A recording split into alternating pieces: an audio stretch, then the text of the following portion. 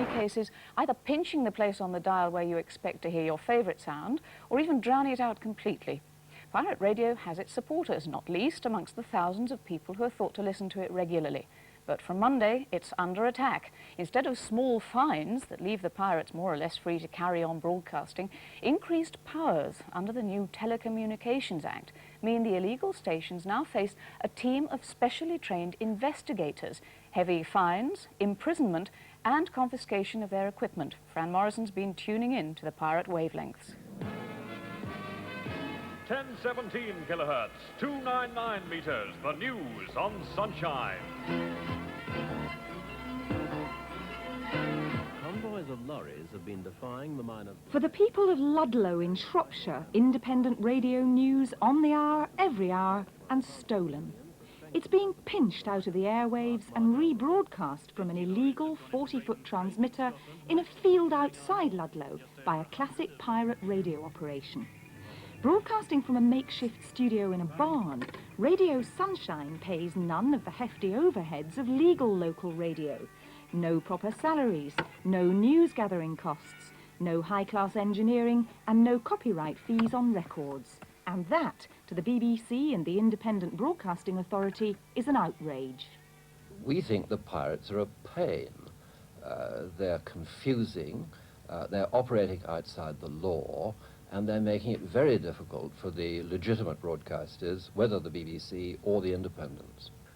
Clearly, the pirates are in a self-indulgent position in which they're not observing the law, and we very much hope that government will be able to find the resources to apply the law rigorously. Thank you. Right, thank you, Colin. One more in the can. Yeah. Cheerio. Radio Sunshine does broadcast a lot of useful local information, but you wonder if the vicar, the job advertisers and even the local police with their missing persons appeals really know what overheads the station is ducking in its claim to be a community service. If you had to pay all those overheads, would you be a viable proposition? The system how it's working at the moment is profitable now, but if you're comparing, if you want to take the station now and plonk it in the middle of Worcester or Hereford and say operate and make it viable, what we're doing at the moment, no, it wouldn't be viable at all. So you're sitting pretty, really, aren't you? It's great. And it is great. With the advertisers queuing to get on, Sunshine's profits for its sole owner, Graham Simmons, are alleged to be at least £50,000 a year. This is a pretty graphic example of how cheap it is to set up your own pirate radio station. You need, obviously, a transmitter. This, inside a caravan in a field outside the studio, is Radio Sunshine's transmitter. This is all it takes, and this cost as little as £10,000, a fraction of what the IBA stations have to pay every year in transmitter rental. This is top quality professional equipment, and you could actually set up a station for a fraction of that £10,000.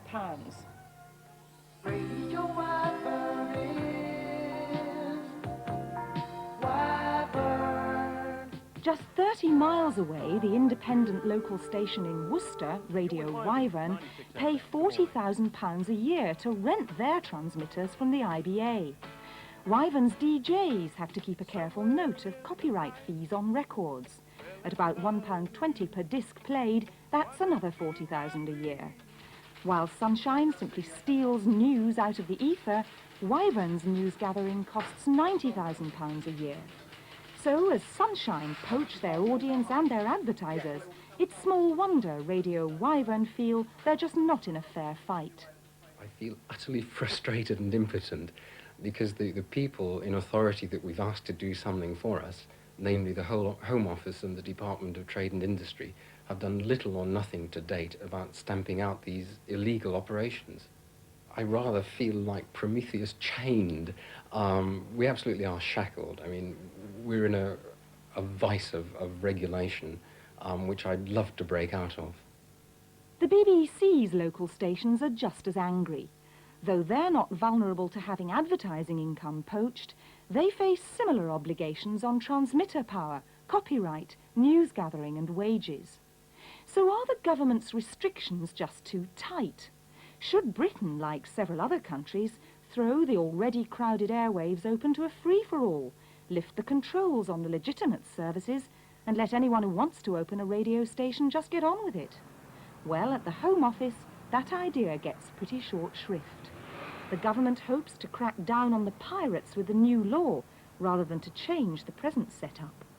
We've got a pretty open broadcasting system here. We broke the BBC monopoly 30 years ago, and that turned out to be a good thing.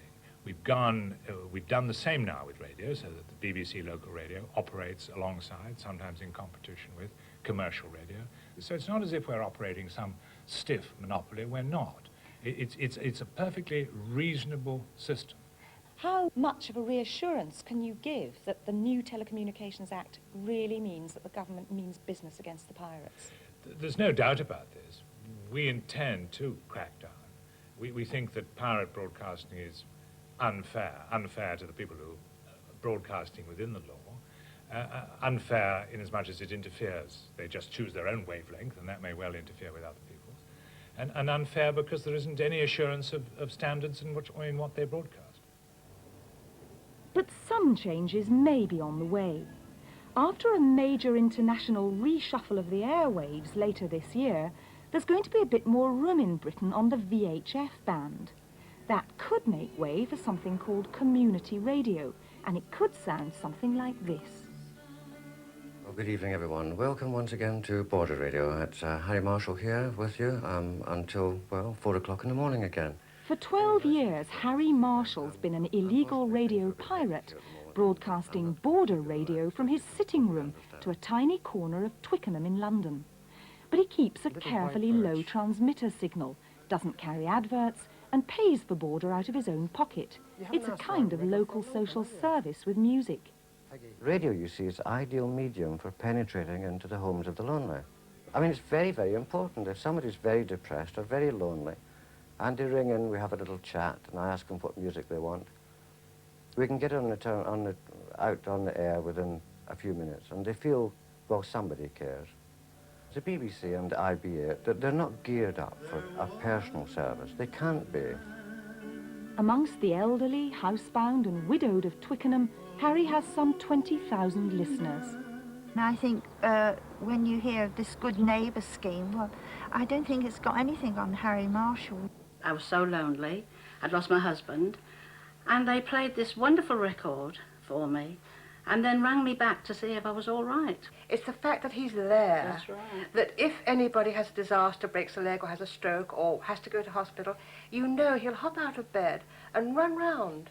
We could be registered as charities. We could have grants from local authorities, or even be controlled by them. Or even just run on the lines of hospital radio, covering a small neighbourhood. That's the sort of licence that I would like.